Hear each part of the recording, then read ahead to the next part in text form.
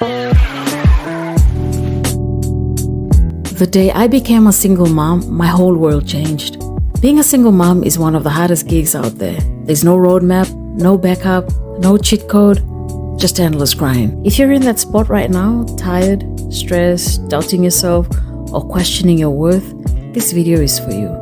I'm going to share something today that I wish I'd heard when I started this journey.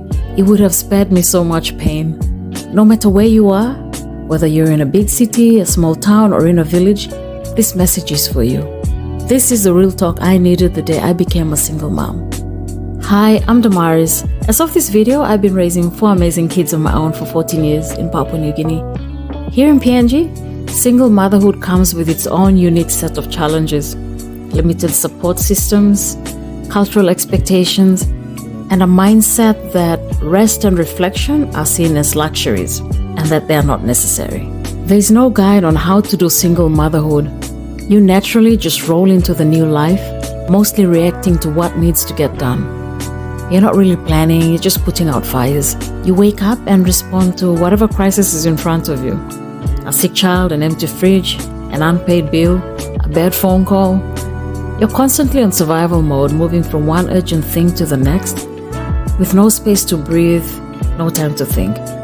And it becomes a vibe, a way of life, and before you know it, years have gone by and all you've done is live reactively, not intentionally. You're not building anything, you're just coping. You're not being intentional and choosing, you're just adjusting, just getting through each day. And that's where the exhaustion comes from. Not just from doing so much, but also from never feeling like you're in control of any of it. You keep pushing through the fog, you keep bottling up the exhaustion and the pain of paying the bills by yourself, while you still smile and put up a brave face. And day by day, you forget that you also matter. You forget that you deserve more than just survival. You deserve healing, peace, space to cry. You deserve joy and a successful life for you and your children. I wish someone had held my hand and told me on day one, D, start here. Love yourself first. Not when the kids are grown, not when life settles down, but now, right now when it's messy and ugly. I've had to learn this the hard way by messing up, making mistakes, and facing the consequences.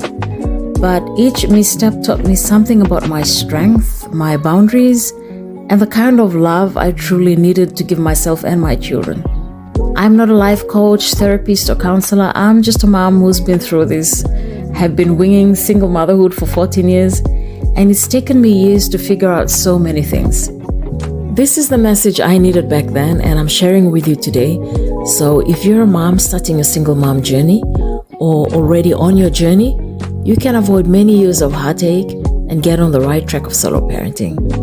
Because here's the thing, when you learn to love yourself first, everything about single mom life feels a little lighter. When you feel your own cup first, you show up for your children with more patience, more joy, and more strength. And you're parenting from a place of wholeness instead of running on empty.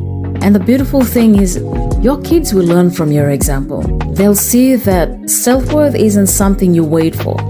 It's something you choose every day. When you keep your own heart full, you parent from a place of wholeness instead of exhaustion. And trust me, that changes everything.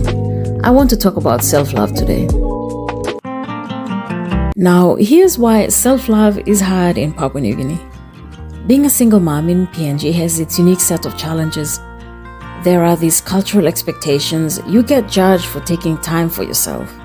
And let's be honest, rest or doing something just for you can feel selfish. From what I've seen, there is very little government support for single moms here in PNG.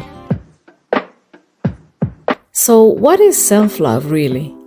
Self-love is more than massages, getting your nails done, bubble baths, and buying yourself something nice on your birthday once a year. Self-love is giving yourself rest, putting yourself first without guilt and permission to reclaim your life, and choosing yourself every single day. This is the part no one talks about.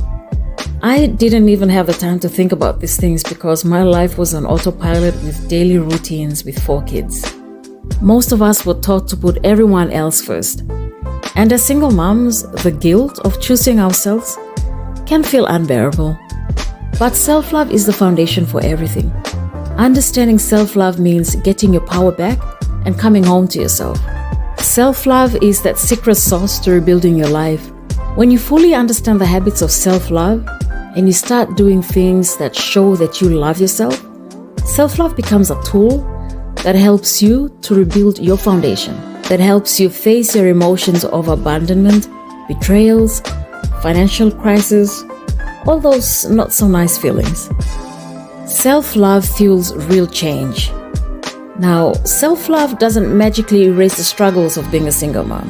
Let's be clear on that. But it completely transforms how you carry them. So today, I want to walk you through how self-love changed everything for me and how it can do the same for you.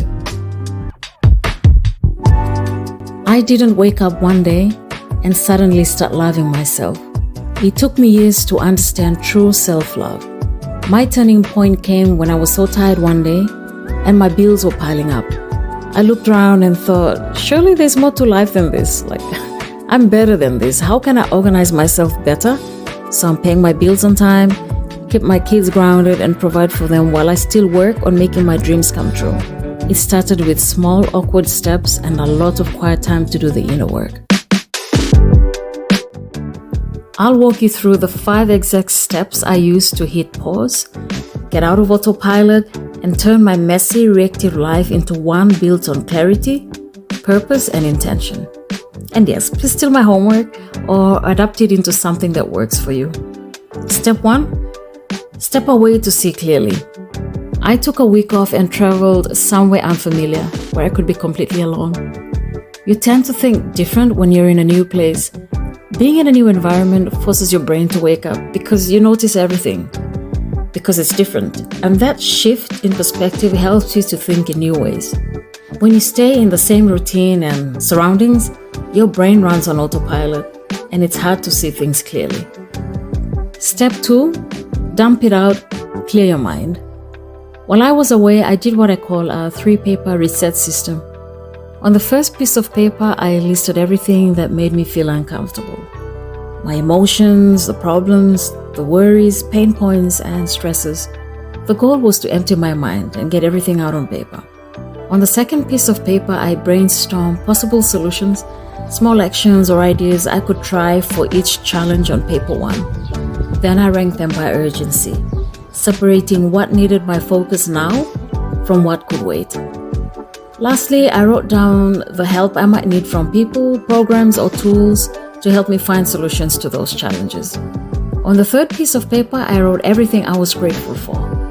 This helped me balance perspective, see what's already working in my life, and reminded myself that even in the middle of challenges, there are things to celebrate. Step 3, take action on small wins. Once I had clarity from the 3-paper reset, I focused on small, manageable actions. It's easy to feel overwhelmed when trying to tackle everything at once. So I broke down big problems into tiny steps. I chose 1 to 3 realistic actions to accomplish every week. I celebrated every small win, no matter how minor it seemed. This built confidence and momentum. I'd like to point out here that celebrating small wins is so important because when we are parenting solo, there's often no one else cheering you on. So we have to become our own biggest supporters. This is where self-love becomes essential. Self-love allows us to truly appreciate ourselves, recognize our efforts, honor our progress, and give ourselves the credit we deserve. In the quiet times when no one else notices, self-love whispers to you, you're enough and you're doing brilliantly. I focus on progress, not perfection, reminding myself that consistent small steps add up over time. Step 4, build structure and intentional habits. Structure just means having a plan, not locking yourself in. You don't have to be so strict. You can be flexible. You've been through a lot. Cut yourself some slack. It's about getting organized and creating a framework that supports focus, energy, and well-being. Step 5, do the inner work. Doing the inner work means getting a good, honest look at yourself, your thoughts, your feelings, the stuff you usually shove aside, and really sit with it. It's about understanding why you react the way you do. A big part of this is forgiving yourself for past mistakes. Let go of past mistakes and guilt and free your heart to receive love, peace, and joy. I began practicing self-care habits that supported my goals and let go of the ones that didn't fit my new life. I also had to unlearn many beliefs, like the belief that sacrifice equals love. Because while I was busy giving everything to everyone else, I had nothing left for myself. Reconnect with who you are beyond motherhood. Self-care means giving myself space, peace, and quiet so I could be honest with myself about how broken I felt, how afraid I was, and how much I was pretending to be okay. When I started making time for myself, everything shifted because I had a better relationship with myself first. I became a better mom because I was no longer parenting from an empty tank. If you're a single mom already on your journey and living on survival mode for too long, this is a gentle reminder that yes, you can start your story all over again. Try rebuilding it based on self-love, then come back to this video and tell me in the comments how much that has shifted your life. It doesn't have to be perfect or pretty, it just has to be real and consistent. Because you loving you is the most powerful thing you can do for you and your kids. Never forget that our kids are at the heart of this journey. Whether you realize it or not, they're watching you. When I started putting myself first, when you start treating yourself like royalty, like you matter, you start making choices that protect your peace, your children, your future, and your purpose. And that's when life really begins to shift. Check out these videos as well. They'll also lay out the steps and offer guidance to help you rebuild your life one step at a time. So where do you start? Start now. Start messy, but start anyway. Say something kind to yourself today. Start by saying no to something that drains you. Start by writing down one dream you've been putting off and take one step towards it. You don't have to do it all at once. Reach out for help when you need it. Asking isn't weakness, it's strength. Start with the 5 steps I just shared. Self-love grows in the little choices you make daily. It's how you come back to life again. Please don't sleep on yourself. Do what is necessary for a successful life. If this message spoke to you, don't keep it to yourself. Share it with another single mom or a single dad who's been showing up every day with a tired heart and a strong smile. Comment below and tell me, what does choosing you look like right now? Thank you for watching.